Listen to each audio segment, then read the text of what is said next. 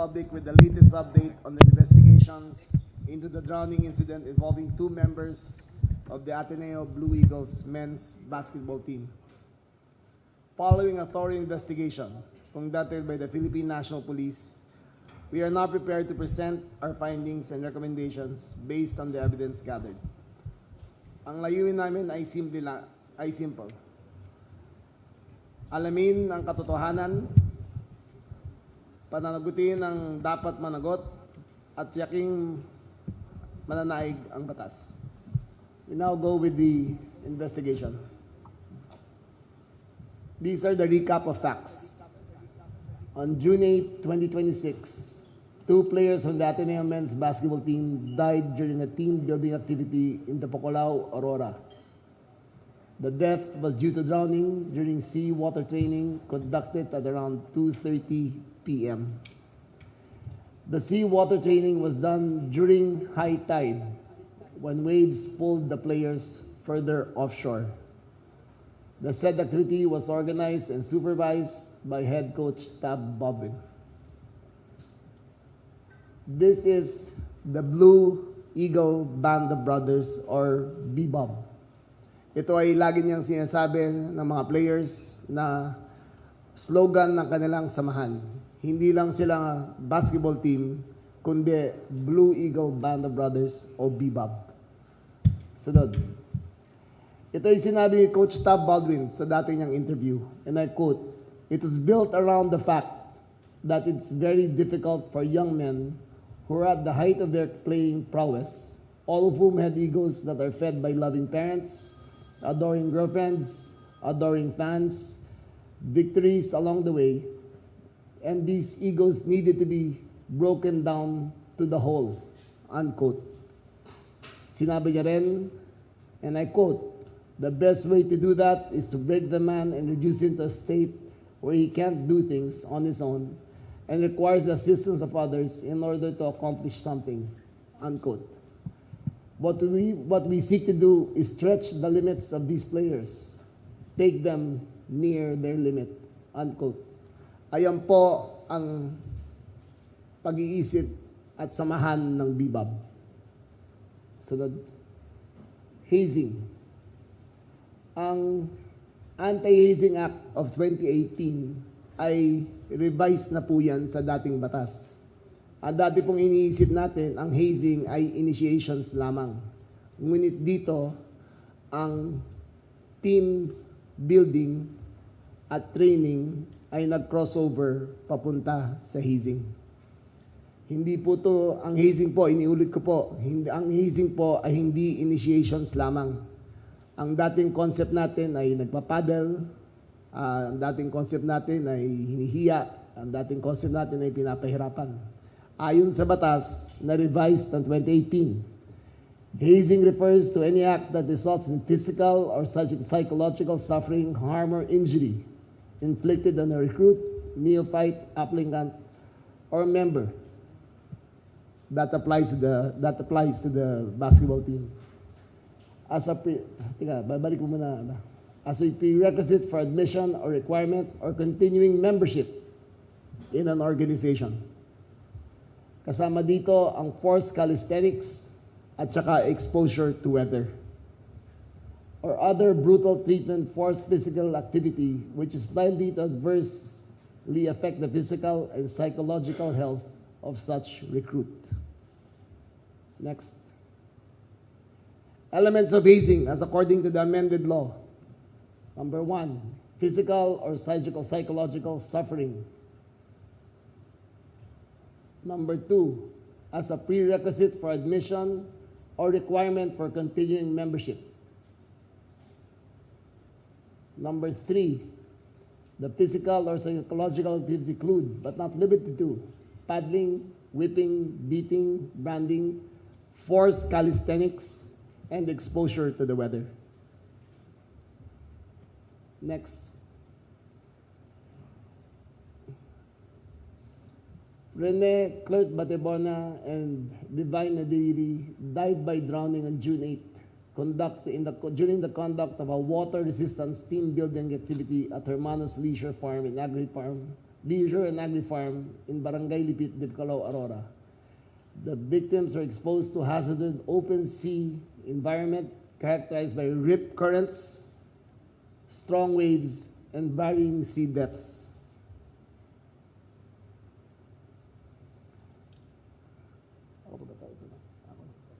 Okay, si Assistant Brian Tomas ang magpapatuloy nito. Thank you, Mr. Secretary. We can go back to the elements. As the Secretary has mentioned, the crime of hazing under the new Anti-Hazing Act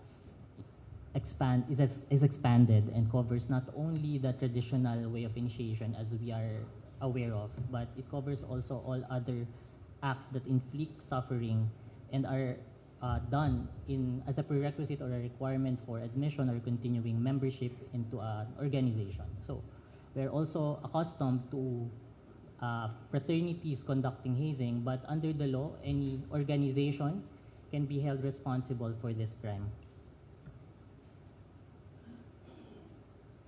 We are going one by one for the three elements of hazing under the law. For the first element, there should be a physical or psychological suffering.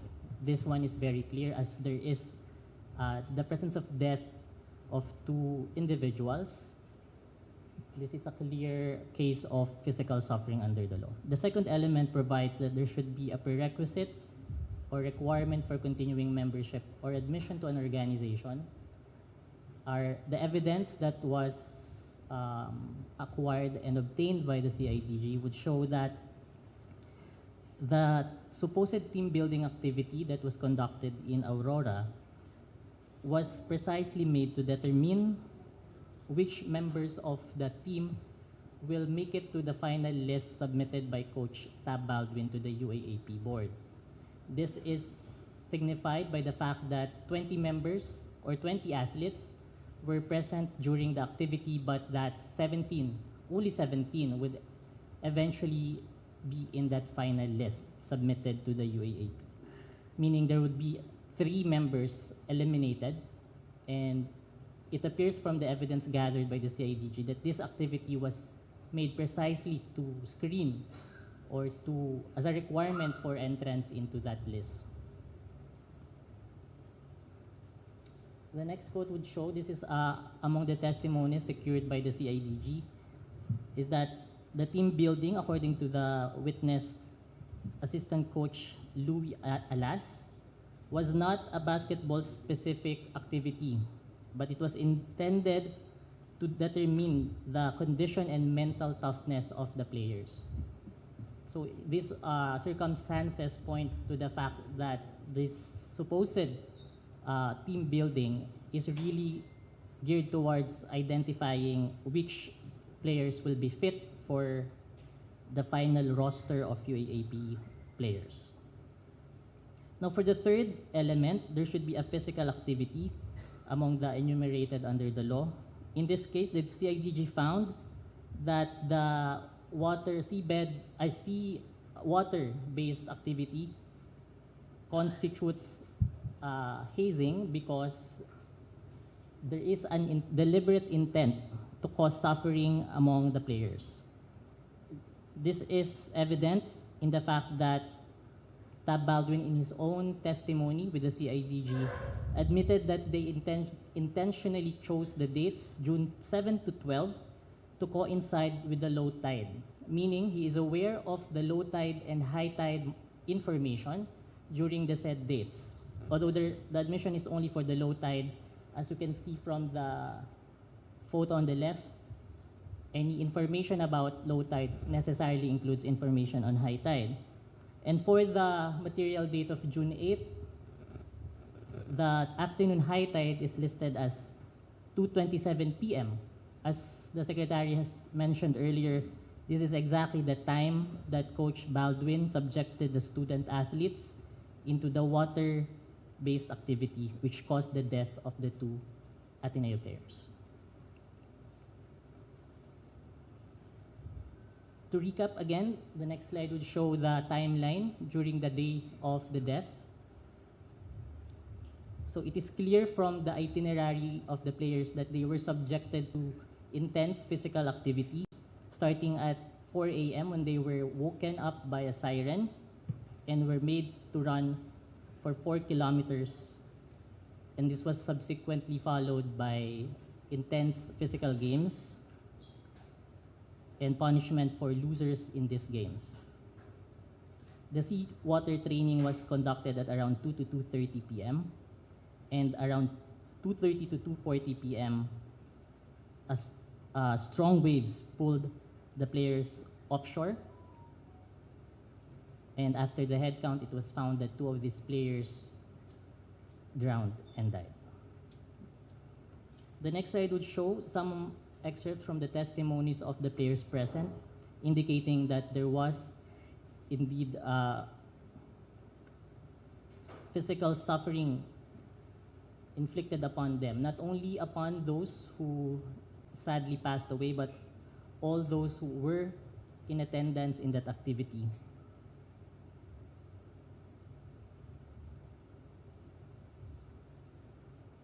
In all, can you go back to the previous slide? In all, these circumstances show that the elements of violation of anti-hazing law may be present, and that is why that is the recommendation of the CIDG, as will be later discussed. Okay, I will take the next slide. This tragedy could have been avoided.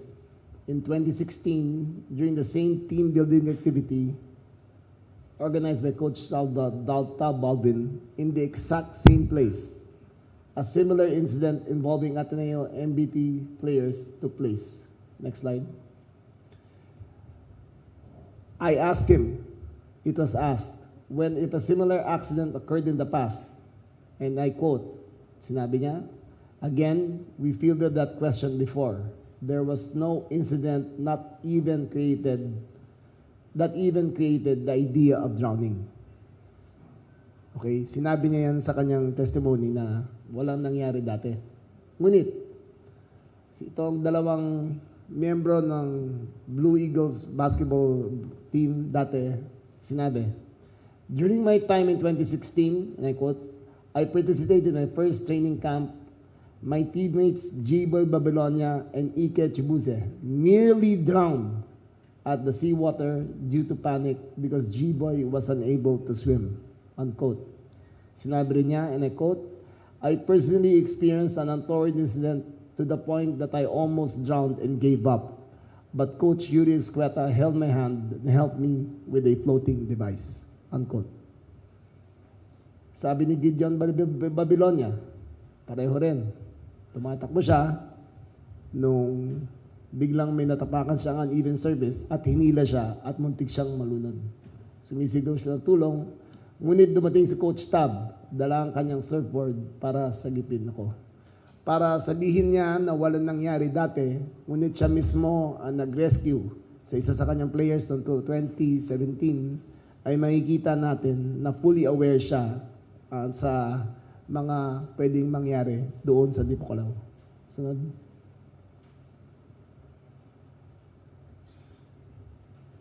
Recommendation. The PNP CIDG recommends the evaluation, case build-up, and preliminary investigation to the Department of Justice for violation of RA 11053 or the Anti-Hazing Act against the respondents who actually planned and participated in the hazing. Section 14 states that those who actually planned or participated in the hazing as a consequence of the hazing death results therefrom. The following are recommended for charging: Thomas Anthony Baldwin, head coach; Grant Bearns, strength and conditioning coach; Cesar Vincent Habilanya Ilumba, strength and conditioning coach; Dean Cesar Castaño, assistant coach; Sandro Nicolas Romero Soriano, assistant coach; Reynaldo C. Jacinto, assistant coach; Paulo Manuel Maceda Adiboso, student manager; Andrew Lorenzo Bondoc Salud, student manager; John Eric Kimbao Rueca, physical therapist. Aris Ramos Ponce, utility ball boy. Joel Palmiano Rapa, alias Boy, utility ball boy. Mga kaibigan, hindi ito po tungkol sa training o hazing. Ito ay tungkol rin sa mga karapatan ng mga manlalaro.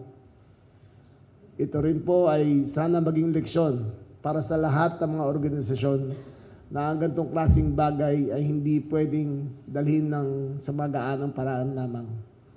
Hazing is not only initiations. Hazing can occur in any organization.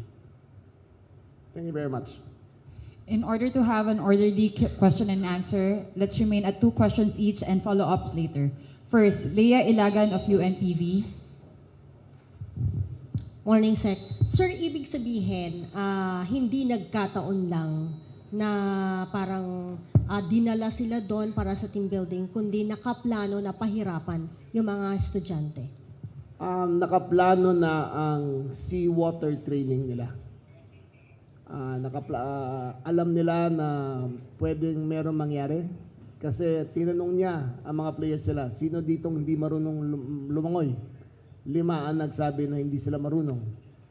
Nung nalaman niya na hindi marunong lumangoy, binigyan niya ng information kung paano mag-handle ng rip currents. So alam niya na hindi lumangoy, alam niya na hindi marunong lumangoy, pero tinuruan niya pa rin paano mag-handle ng rip current. So nakita namin na alam talaga niya. He was of full knowledge that this could possibly happen. Ang mahirap dito, paano mo tuturuan ang hindi marunong lumangoy na mag-handle ng rip current. Okay, next. Sir, nakita din po ba ng CIDG na yung mga sinasabi na may mga pabigat sa paa? Gel Marico? There was none, ma'am. So, sir, hindi totoo yung mga lumutang na impormasyon na nilagyan sila nung parang mga pabigat? No. That's not true. Karen De Guzman of ABS-CBN. Sec, may mga lumalabas po kasi na issue or question na kayo raw po kasi ay team manager ng UP basketball team. Paglilinaw lang po, bakit daw po kayo parang tila actively involved dito sa ganitong investigasyon knowing na ang dalawang koponan ay talagang striktong magkalaban? Number 1, hindi po ako team manager. Ang team manager po ay si Coach Bo Pirasol. Ako po ay isa sa mga alumni na tumutulong sa UP men's basketball team. Isa yan sa mga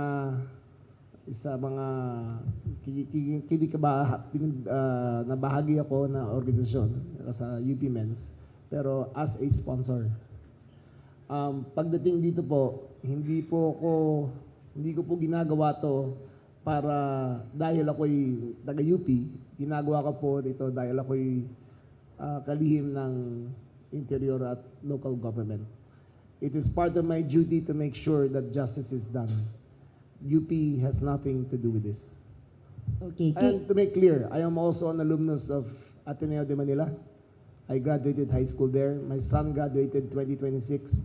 And also alumnus of De La Salle University for my grade school education. So, kasama ako sa lahat yun. Okay, second question po.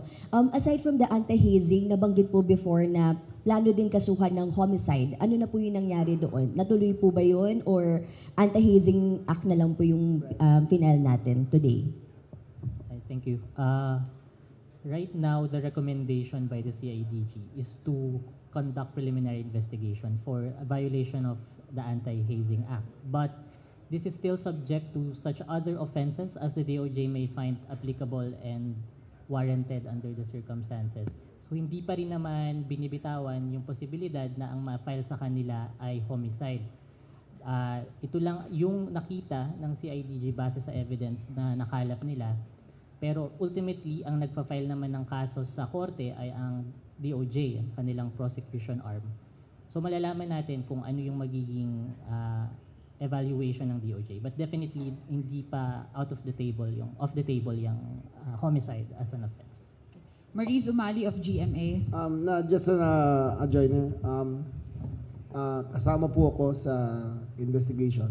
At bago po ako umupo, sinasabi ko clearly, for the record, at naka-record po ito sa transcripts, at nakalagay po sa video, na for the record, pinakilala ko sarili ko, anong posisyon ko, at sinabi ko na ako ay involved sa UP men's basketball team. So in full knowledge, ang lahat ng mga na-interview, at in full knowledge, tinanggap naman nila ang aking statement at nagsalita sila pagkatapos. So hindi ko tinago yung ano na yan, yung katotohanan na yan. Ngunit sinabi ko sa lahat, we did 60 interviews, 60 respondents, 320 hours of interviews, 2 weeks of continuous, and I think 68 lawyers were present continuously during the interviews of all those participants. And I informed everyone of my participation in UP, and none of them objected. Hi, sir. Good morning. Before I ask my question, let me just clarify, sir. So in your recommendation, the homicide case is not part of the charges that you're recommending to the prosecutor's office. Hindi po kasama. It's just anti-hazing. You're saying kasi na it's not yet out of the table or off the table, but meaning in your recommendation, hindi kasama yung homicide. Okay.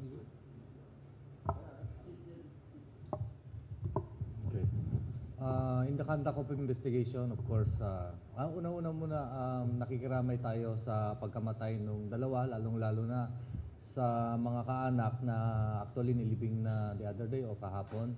Of course, so this is a action of the Philippine National Police such that katulad ng sinabi ng ating SILG, so that justice be done.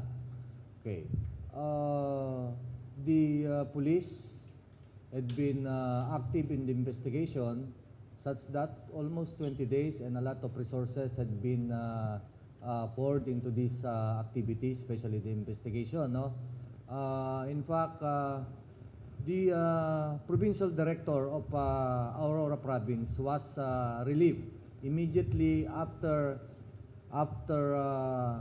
making statement and or concluding already that there's no cover-up or there's no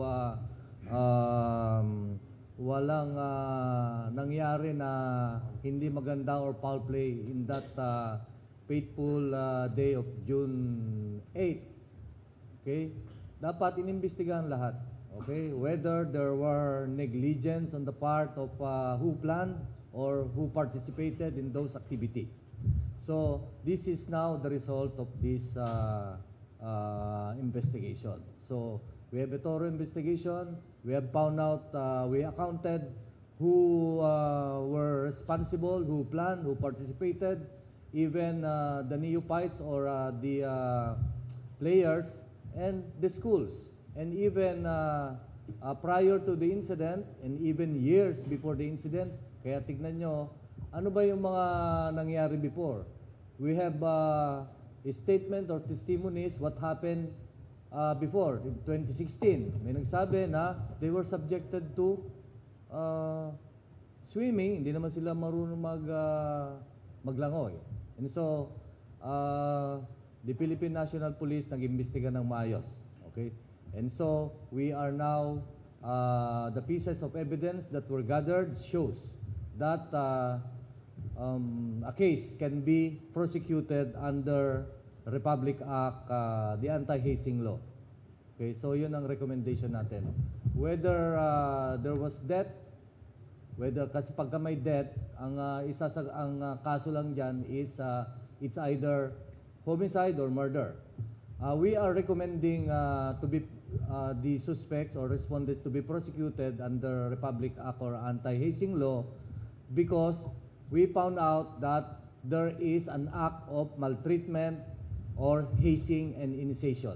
And then therefore, they should be tried under anti-hazing law.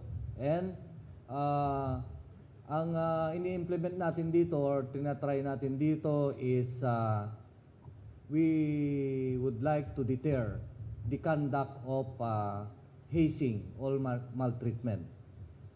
Yan ang ginagawa ng Philippine National Police, especially if I will mention two incident.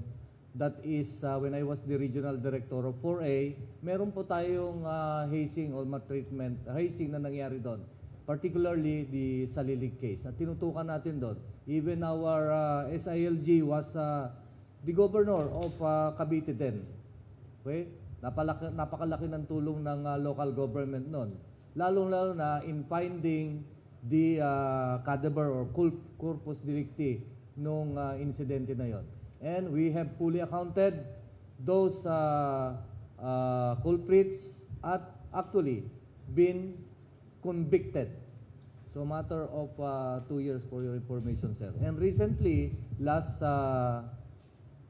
third quarter of last year or last quarter of last year, 2025, another fraternity ay nag-conduct na naman ng hazing. Sir, At na-solve natin yon. And the difference between this, no, the hazing, the usual, nagpapadel, yung minention ko yung dalawa. This one is may namatay but they were drowned. But the reason there is they endangered the life of these students. so, sir, Yes, sir. just a clarification. So, dun sa mga activities po na nangyari, malinaw na hindi naman sila sinaktan. They were just subjected to harsh conditions and Yes. yung psychological activities that contributed to the drowning. Hindi sila sinaktan, ngunit dinala sila sa mapanganib na lugar kung saan nangyari lahat na to. In Okay. the elements of the anti-hazing law, it does exposure to weather and forced calisthenics were one of them. And because of the calisthenics and the exposure to weather, it resulted into the drowning of 2 individuals. Because some lawyers, Secretary, are saying that it may be difficult to prove that merely subjecting someone to harsh conditions or weather conditions constitute a violation of the Anti-Hazing Act. So how confident are you that the evidence that you've gathered or by the CIDG is sufficient to establish that the element of the offense was really committed and that you will be able to secure a conviction for those charged? Number one, we have over 620 pages of testimony, all which corroborate to the fact that they were subjected to extreme weather and extreme conditions which resulted in death. That's number one. Number two, it is only the recommendation of the CIDG as the complainant of this case, but the final arbiter of what they will be charged with will be the Department of Justice. This is just our recommendation. Sir, matanong ko lang, kasi in your previous statement, you noted some inconsistencies in the accounts. So, may malinaw ba na ebidensya na merong tangkang pagtatago ng impormasyon, maling salaysay, at pagtatangkang ilihis yung investigasyon ninyo? And also, can I just ask, Secretary, if under the virtue of command responsibility, will the heads of Ateneo not be charged as well? Dahil kahit na posibleng hindi nila alam yung nangyari, by virtue of command responsibility, dapat I'll answer the alam first nila part. yun. Okay? Yung una, nung tinanong namin si Tab Baldwin kung may nangyari ng ganito dati, na muntik malunod, sabi niya, wala. Wala. In his words in English, and we can provide the transcript. I do not recall. There was never any incident that this ever occurred. However, his former players testified that they nearly drowned. So that in itself shows a great inconsistency. Pagdating sa Ateneo, Brian, ano?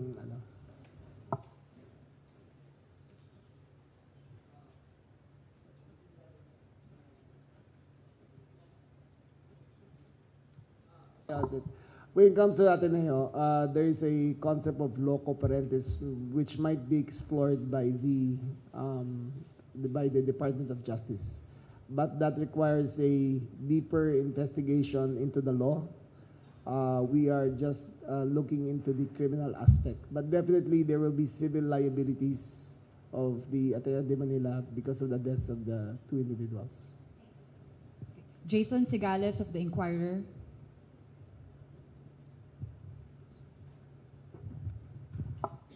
Good morning, Sec. We mentioned about the possible liabilities of the Ateneo University.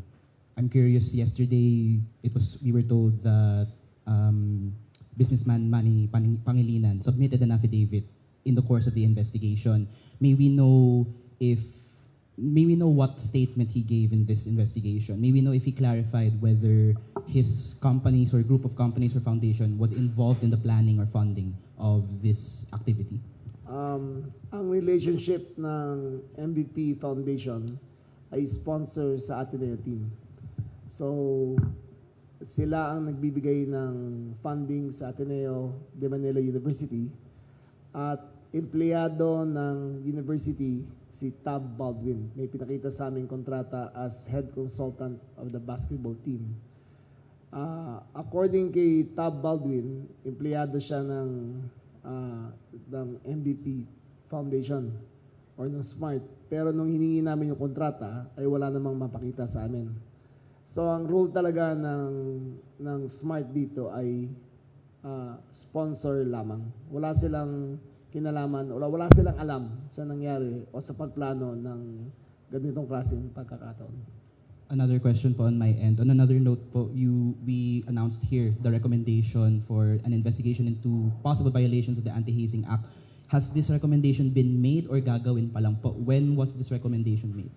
It has been formalized, it has been signed, and it is on its way to the DOJ. Third Ann Malonzo of The Sun Star. Good morning po, Secretary. Yes, ma'am. Kanina may sinabi kayo, may 5 sinabi na nila na hindi sila marunong lumangoy.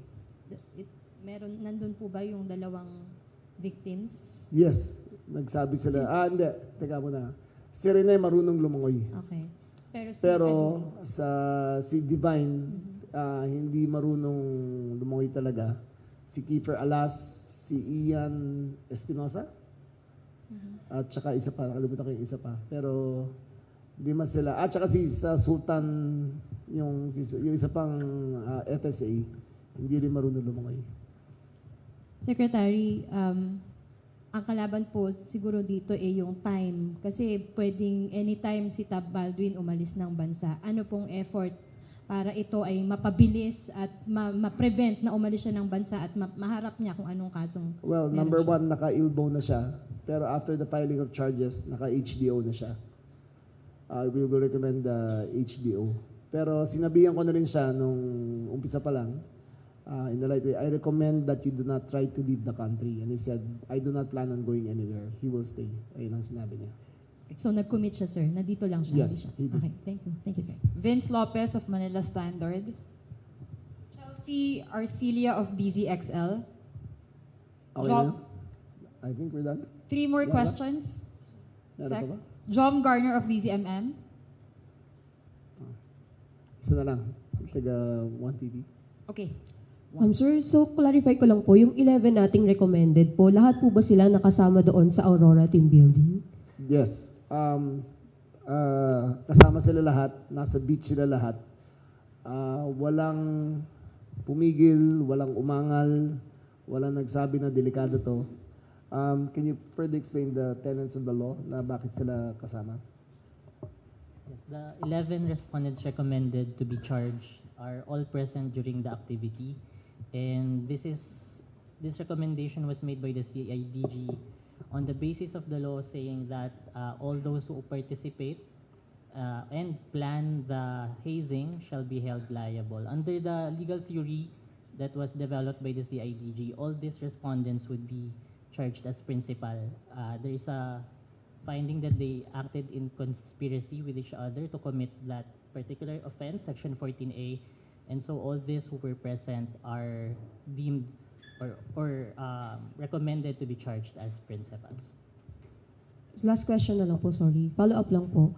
Doon sa elements of hazing, meron po ba tayong nakuhang waiver, waiver or consent from the players? And aware po ba sila na ito ay form of parang elimination? Hindi po ba nun napapahina yung kaso dahil nga meron namang consent, if ever nga po na may consent? Consent does not extinguish the crime. According to the letter of the law, consent is not necessary. It is the result which is looked at. So para klaro lang kahit may waiver, kahit may consent, ay hindi siya elements na that will extinguish the liability. Pagdating dito, alam nila lahat na lalangoy sila. Alam nila lahat na ma-expose sila sa dagat. Na may nagsabi na hindi marunong maglangoy at tinuloy pa rin nila. So, walang waiver to, walang consent, wala sila na pinirmahan, walang NDA. As part of the team process lang of trying out. Kasi ang player ay hindi siya ang final lineup ng UAAP ay hindi included sa final team hanggang sinabit ni coach ng mga coaches sa UAAP board. Upon submission, that's the only time they will be confirmed as part of the men's basketball team. In this case, 20 po sila na nag-a-apply, continuous membership, at 3 ang matatanggal. So in this process of elimination, nangyari itong aksidente to. For the last 2 questions, Secretary, first. Sir, Lloyd Caliwan from PNA. Sir, hindi nyo rin ba i-recommend yung school? Since may nangyari ng una na may nalunod, then pinayagan pa rin ulit nila ngayon? Actually, tinanong namin yan kay Father, hindi pa daw siya, hindi pa siya member ng leadership ng Ateneo nung una nangyari to noong 2017. So wala siyang alam, there was no knowledge. Kaya kami hindi pa namin sinasama dito. Sa lahat ng testimonies, ang lumalabas, ginawa ito na hindi alam ng Ateneo de Manila University. Hindi nila alam. According to multiple testimonies, nalaman lang ni Director M. Fernandez after the fact, nung nangyari na. Nalaman lang ni Father Bobby Yap after the fact, nung nangyari na. Pero sir, since si Epo Kimpo is former Ateneo player? Yes. But he is not a employee of Ateneo. He's an employee of MVP Foundation. Nagbigay po ba siya ng statement? Nagbigay siya ng statement at sa huling basa ko, sinabi niya na he strongly advised against conducting this exercise. Pero tinanong ko rin kay Coach Tab yan, sabi ni Tab na I asked, tinanong ko kung meron bang tumutol sa exercise na to. Sabi niya wala, none that I recall. Ngunit sa affidavit ni Mr. Kimpo, sabi niya I strongly advise against doing this activity dahil sa mga nangyari nga dati. For the last question, Jason Sigales. Sec, good morning po. Nabanggit po ng si ADG yesterday, nakipagkita po sila sa family ni Rene Paterbonia. Nabanggit po natin yung recommendation comes from the CIDG. I'm curious po, do the 2 families of the victims, are they on board with this recommendation? Marco? Yes, sir. Actually, last night, we took the investigators from Major Crimes Investigation Unit was in Davao. We took the statement coming from the mother, and we are also expecting them next week sa headquarters ng CIDG for them to be briefed kung ano talaga yung findings namin so that they can. But partly they know that we will be filing a case today. And they were very cooperative and thankful, sir, especially to the CPNP and SILG. Okay. Karen, for the last question. Kakasuhan, nirecommend natin for filing of charges? Or ito na po yun? Kasi di ba marami po natanong dun sa babaeng nag-CPR? Marami po question ng netizens. Ano pa kami? Ito po ay recommendation namin sa Department of Justice. ibibigay po namin ang lahat ng testimonies, lahat ng videotapes, lahat ng 620 pages, lahat ng consent, lahat ng affidavits. At ang final determinant niyan ay ang Department of Justice. So kami, ito lang ang recommendation namin, pero open pa lahat sa ayon sa pagtingin ng Department of Justice. Thank you very much. With Thank this, you we very end much. our press con.